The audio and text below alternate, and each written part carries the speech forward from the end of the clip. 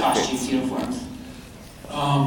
The truth is, we had a lady back then that used to make our wrestling gear, and I remember we used to call her, we'd say, we need a new color, because if you remember back then, we used to have the blue tights with the black stripe, and we had maroon with a silver stripe. We had a few different colors. But we kept asking her for a new color, and she kept saying, I don't really have anything. He goes, all I got is a hot pink. And I kept going back to Jim, I said, all she's got is a hot pink.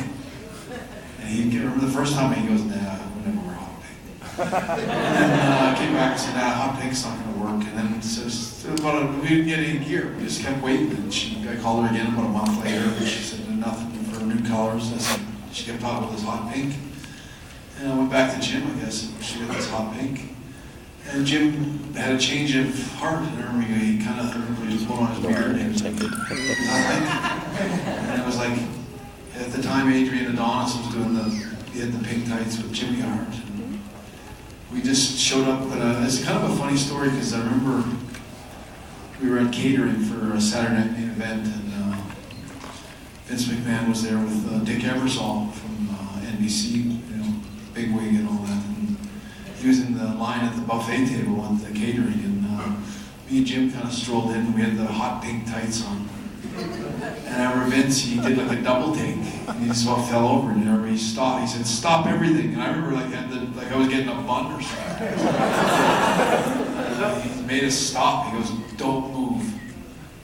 And he walked around me and Jim about 3 times. And I remember me and Jim, I was like, "This kind of stuff, you think we're gonna get fired? I don't know." He circled around. He goes, "Whatever you do, don't change that color." He goes, the Hart Foundation's been missing one thing since they got here. It's color. And he goes, "That's your color." And that's how it came about. Up front. What is your most embarrassing moment? That's kind of a delicate question, right, Bret? A bunch of them. Yeah, it's hard to think of the best one. Viewing, anyway. Most embarrassing.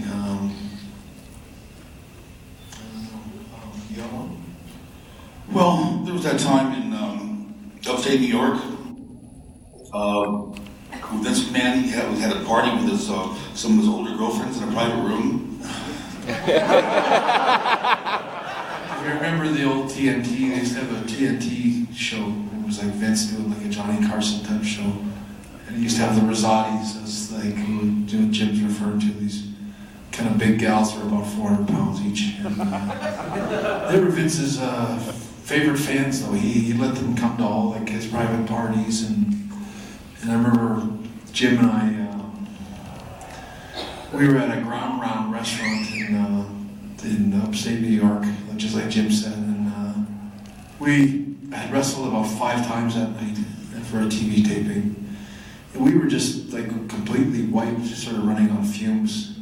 We hadn't eaten or anything, and we ended up having a few beers in the ground round, and they kept asking us if we wanted to be part of the party in the back, and we kept saying, no, we don't want to be part of the party, wrestling fun party with a bunch of wrestling fans kind of thing.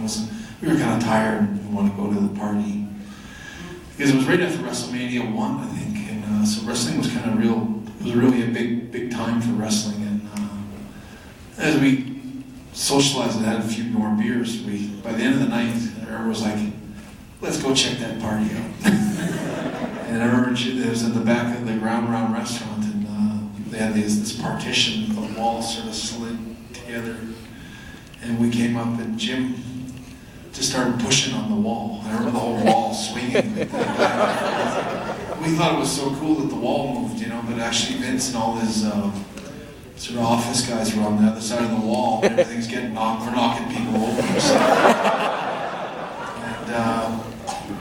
And we'd had a few beers, and I remember Jim found the seam in the wall, and he pulled the wall apart, and the Hart Foundation stumbled into this room, kind of inebriated. And there was Vince, Hulk Hogan, Brian Blair, and the Rosattis, and Vince. It was like a little brown noser party. And I remember we were kind of we were new. Yeah, it's the kind of stuff we tried to stay out of Vince's path back in those days. But as far as embarrassing stories, I remember one time being in a tanning place and my brother Owen took all my pants and everything I had and put it downstairs, so that the only way I could go downstairs and get it, like the only way I could actually get anywhere was to go down naked and get somebody's attention that my pants were missing. That would probably be the most embarrassing thing off the top of my head. Excellent. Anyone else? Back there, looks like. The tie. I have a question for Jim, actually. I was just wondering, who was it easiest to team with out of Bret and Owen? Oh, that's an easy one. Owen was the easiest and best wrestler of the whole lot. Put the British guys and everybody. Owen was as smooth and easy as you can get. You know, when Bret starts a match off, he was real hard and aggressive, and he's getting his heat up real violently. And when Owen does the same thing, starts a match off and getting his heat up real aggressively, Owen gets his fingernails in the guy's back, goes, Owen, what are you doing? You know? Owen was definitely a real smooth operator up there, and fun to be with. Looks like there's. Oh, go ahead.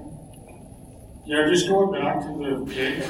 When I was in junior high is when you guys made the conversion to pink.